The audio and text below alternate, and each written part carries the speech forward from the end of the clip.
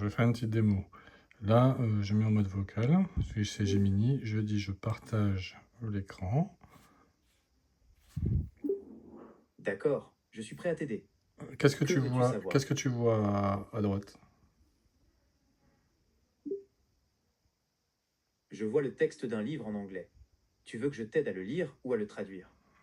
Est-ce que tu vois ce que c'est comme livre? Oui, c'est Ender's Game d'Orson Scott Card.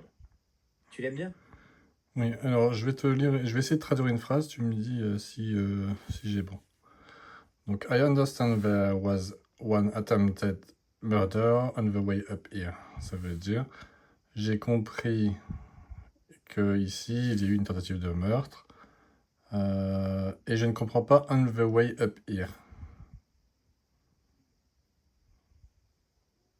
On the way up here signifie en montant ici.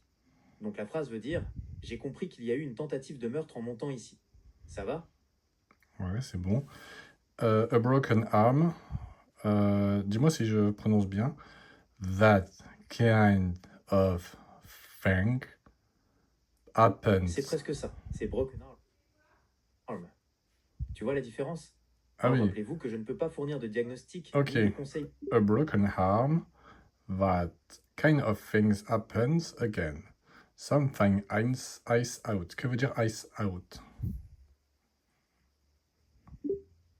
Ice out signifie sortir de la glace. T'as d'autres questions? Donc, ça veut dire un bras cassé. C'est ce genre de choses qui se passent encore. Et je comprends pas la fin de la phrase. Tu peux le traduire? Bien sûr. A broken arm, that kind of things happens again. Somebody ices out. You get it signifie un bras cassé, ce genre de choses arrive encore. Quelqu'un est éliminé. Tu comprends? Voilà. Du coup, sans le contexte, c'est difficile, mais là, ça permet de comprendre le livre plus profondément. Voilà, c'était la petite démo.